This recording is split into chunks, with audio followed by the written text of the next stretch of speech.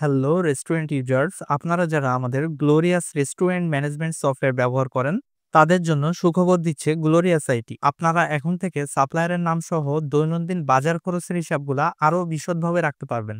আর এই আপডেট ফিচারটি আমাদের নতুন এবং পুরাতন সকল গ্রাহকগণ ফ্রিতে পেয়ে যাচ্ছেন। চলুন ফিচারটি সম্পর্কে বিস্তারিত দেখে নেই।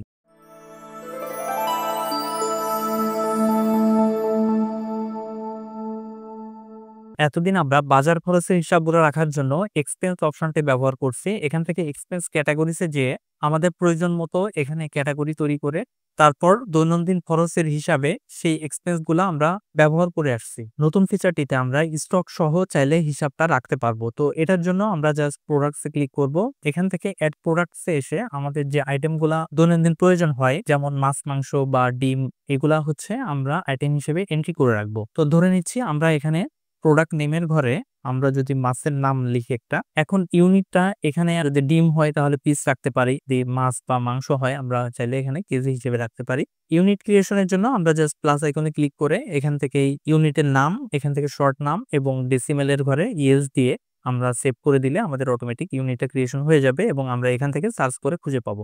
এখন আমরা ম্যানেজ স্টকের যে ঘরটা, এটা অবশ্যই টিকমার্ক করে দিব এবং প্রোডাক্ট ইমেজের যে ঘরটা দেখতে পাচ্ছি এখানে চাইলে আমরা যে কোনো একটা প্রোডাক্ট ছবি দিয়ে দিতে পারি। অর্থাৎ আমরা যেহেতু মাছ আইটেমটা অ্যাড করছি আমরা মাছের ছবিটা দিয়ে দিলাম। আমরা যদি একটু নিচে আসি এখানে আমরা দেখতে পাচ্ছি নট ফর সেলিং যে অপশনটা, এটা অবশ্যই আমরা টিকমার্ক করে দিব যেহেতু আমরা ডিরেক্ট পারচেস করে সেল করছি না এটা। তো এরপর হচ্ছে আমরা নিচে চলে আসব, এসে এখানে ডিফল্ট পারচেস প্রাইস এই ঘরে আমাদের ক্রয় মূল্যটা দিয়ে দিব।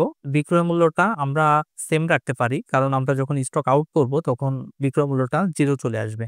এখন আমরা জাস্ট সেভ বাটনে ক্লিক করব। আমরা যদি লিস্ট প্রোডাক্টে এসে সার্চ করি তাহলে আমাদের তৃতীয় প্রোডাক্টটি দেখতে পাচ্ছি এবং এখানে নট ফর সেলিং অপশনটাও দেখতে পাচ্ছি। অনেকের এখানে কনফিউশন থাকতে পারে, আমরা এখান থেকে যেহেতু আইটেমটা অ্যাড করছি তো আমরা যদি সেলসে যাই তাহলে কি এখান থেকে ওইটা আবার পাবো কিনা খুঁজে, অর্থাৎ আমার রেস্টুরেন্টের মেন যে আইটেমগুলা এর ভিতরে ওগুলা মিক্স হবে না। তো এভাবে আমাদের যে আইটেমগুলা আমরা কাঁচা বাজার হিসেবে পারচেস করে থাকি আমরা চাইলে আইটেমগুলো এন্ট্রি করে রাখতে পারি, মাছ, মাংস, ডিম যেটাই হোক না কেন।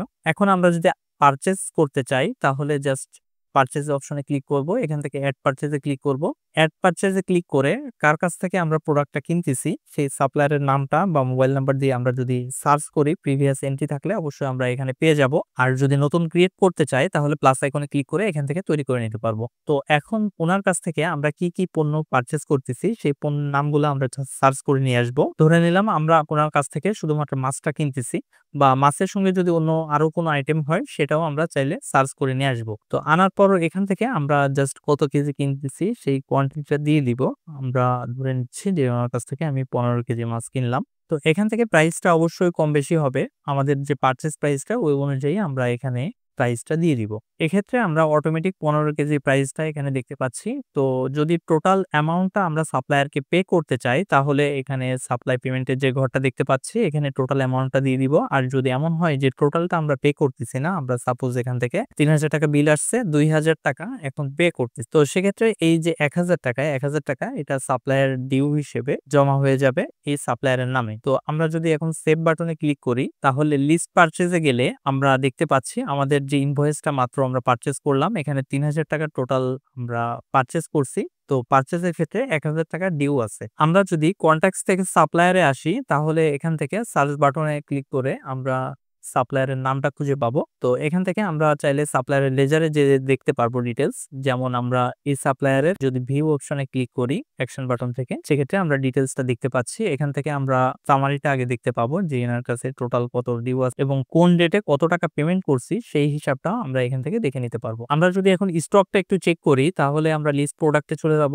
লিস্ট প্রোডাক্টে যে আমরা যদি সেম নামটা দিয়ে আবার সার্চ করি তাহলে আমরা দেখতে পারি আমরা যে 15 কেজি পারচেস করছি সেই কোয়ান্টিটিটা অটোমেটিক এখানে চলে আসছে। আবার আমরা যদি অ্যাকশন বাটন থেকে প্রোডাক্ট স্টক হিস্টোরি এখানে ক্লিক করি তাহলে আমরা টোটাল হিস্টোরিটা দেখতে পাবো যে সর্বশেষ কবে এই পণ্যটা আমরা কিনছি এবং কোন ইনভয়েসে কেনা হইছে বা ওই পণ্যটা কোন সাপ্লায়ারের কাছ থেকে আমরা কিনছি। এগুলা আমাদের বিজনেসের জন্য অবশ্যই হেল্পফুল হবে। আমরা যে কাঁচা বাজারগুলো প্রতিদিন ক্রয় করছি এগুলা কিচেনে দিয়ে দিচ্ছি রান্নার জন্য। তো এগুলা স্টক আউট দেখানোর জন্য আমরা জাস্ট সেল অপশনে ক্লিক করব। এখান থেকে বাম সাইডে আমরা যে ক্যাটাগরি অপশন দেখতে পাচ্ছি, আমরা যদি সম্পূর্ণ নিচে চলে আসি তাহলে র ম্যাটেরিয়ালস নামক একটা অপশন দেখতে পাবো। জাস্ট এখানে ক্লিক করব। র ম্যাটেরিয়ালস এ ক্লিক করলে আমার যে আইটেমগুলা আমরা কাঁচা বাজার হিসেবে এন্ট্রি করছি বা নট ফর সেলিং হিসেবে এন্ট্রি করছি সবগুলা এখানে দেখতে পাবো। এখান থেকে আমরা আজকে কিচেনে কি কি দিচ্ছি জাস্ট সেগুলোর উপর ক্লিক করলে অটোমেটিক আইটেমগুলা লিস্টেড হয়ে যাবে। আমরা দেখতে পাচ্ছি এখানে 3টা আইটেম লিস্টেড হয়ে গেছে। এখান থেকে আমরা কোন কোয়ান্টিটি বসাই দিব। কিচেনে আমরা কাকে হ্যান্ড ওভার করতেছি চাইলে তার নামটা এখান থেকে এন্ট্রি করে রাখতে পারি প্লাস বাটনে ক্লিক করে। আমরা যদি পূর্বে থেকে নাম মোবাইল নাম্বার দিয়ে এন্ট্রি করে রাখি জাস্ট এখান থেকে সার্চ করে আমরা নিয়ে আসতে পারবো। এখানে প্রাইসটা অটোমেটিক 0 চলে আসবে। দেন আমরা ক্যাশ বাটনে ক্লিক করে স্টকটা ক্লিয়ার করে নিব।